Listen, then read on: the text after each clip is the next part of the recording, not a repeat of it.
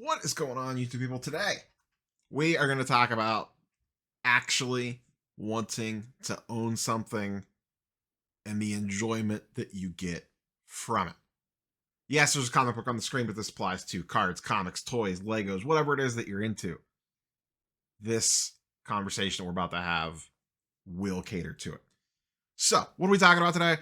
This is something that came up. I've teased Dustin, old friend Dusty Buns, about this multiple different times, but it came up at Heroes Con when we were walking around. He's stated on multiple occasions that he would like to get a Spider-Man 1. And, looking at prices, basically saying, oh, I think this is going to continue to get cheaper. And you hear that a lot. Like, oh no, that's going to go down. I'll get it later. And I'm not saying you should just run out and frivolously spend your money on whatever it is that you're looking at and just immediately hit bin on everything. But I think sometimes we all get caught up in this, I gotta get it at the best price possible. No, this is not quite the right market conditions. If I wait 3 more years, these 16 different things are gonna happen, and I think it will go down. And I think it'll be a better time to buy it. And you might be right. You might not be right. Who knows? None of us really have a crystal ball. But I think where we lose sight of all this is, and I know this is going to be a wild concept, the idea of the enjoyment that we actually get out of owning it. Now, could I have gotten a better deal on an X-Men 1? Possibly. Would I have been better off to wait? Possibly. My calculations, I was concerned about the X-Men coming to the MCU, and God forbid it actually be halfway decent. I mean, X-Men 97, a cartoon alone, pumped the market up on this thing a little bit. So I decided, you know what? It's way off the peaks of where it was in the pandemic. I have gathered up the funds for this. I don't necessarily 100% care if this thing gets 10%, 20% cheaper over the next couple of years, and maybe I missed my window. Because there is actual, I know, joy in ownership. And I think we lose sight of the fact that for a lot of us, that's the reason why we started doing all this nonsense. We got caught up in the, oh, I bought it for 10 and sold it for 50, or I bought it for 50, I sent it to grading and sold it for 500. And, guilty as charged, we got caught up in the, boy, this collecting dollar bills thing sure is cool. But let's remember why we walked through the door to begin with. Somewhere along the line, we all started to enjoy piling up things, whether it's pictures of men and women encased in plastic, whether it's expensive pieces of paper encased in plastic, or maybe you like your stuff raw, maybe you're wild, or toys or Lego. Like I said, whatever it is that you're into, at some point in time, you actually got joy from owning that thing. And that is a tough thing to put value on. And I think that is what we lose sight of a lot of times. We're too focused on the best deal rather than actually wanting to own the item and the enjoyment that owning that item can bring.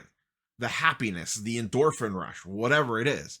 And for a lot of people, it's the thrill of the chase. And I get that too. It was fun chasing X-Men 1, leading up to it, moving the money around, researching it, walking around the show floor, trying to find one, negotiating for it, bringing it home. The whole thing, that adventure was a big part of the fun of it. And maybe part of this, like I said before, goes back to the people are more concerned with the flip than the actual ownership. But I think even if the money drew you into all this, the flipping aspect, the, oh my God, all this stuff is going to the moon, this is fantastic. If you're still in today, you probably got a little bit of the collector bug in you somewhere. I think we all just lose sight of that. It feels good. It sparks joy. We'll steal the Marie Kondo line from the Netflix revelation from a few years ago, to turn around and see the X-Men 1 sitting behind me. I enjoy flipping through all my X-Men books and seeing that I have that one in there, that the big one is off, that weight is off my shoulders, that monkey is off my back. Everything that I collect X-Men wise, to use this as a specific example, is going to be easier from here. And maybe whatever it is that you're looking at isn't exactly, something on this level. Maybe it's a lesser card. Maybe it's a more expensive thing. Who knows? But if you have the financial capabilities and it is a relatively smart buy, like I said at the top, I'm not saying run out there and just blindly buy everything under the sun. Be a little bit strategic about it, but just don't get caught up in that. Oh, I might be able to get it 10% cheaper later. I might be able to get it 15% cheaper later. Because you know what's going to happen? You're just never going to own the thing.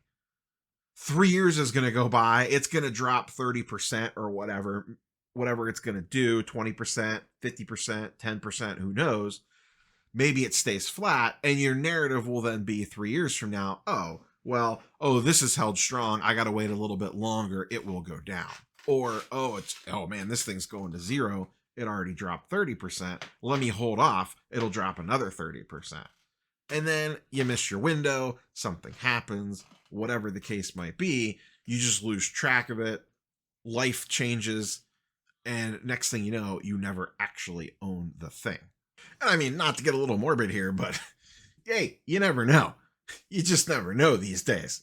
So enjoy it while you can. And another thing, too, is it's not like you're tied to this for life. If something changes, your taste changes. We all go through this. You chase something. You think you really want it. You get it. And maybe you really do it. It sparks that joy for you for months, weeks, years. Who knows? And then at some point in time, you might choose to move on from it. And that's okay, too. But if you always say, oh, I'll wait, or oh, this, that, or the other thing, or make some excuse to not pull the trigger on it, then you don't have that enjoyment period of actually holding on to the collectible.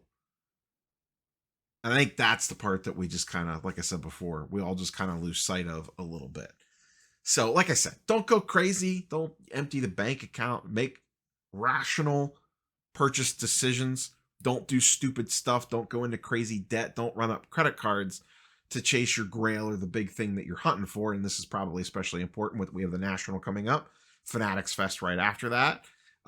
New York Comic Con, San Diego Comic Con. There's a lot of people that kind of set those as marker points for large items to go get.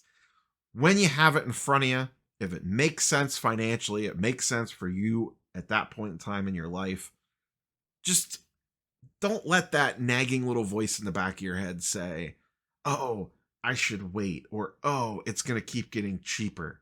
If you can afford it and it's not going to wreck you, and you can afford it going to zero, like all this stuff potentially could, and it's going to spark that joy in you, maybe go after it.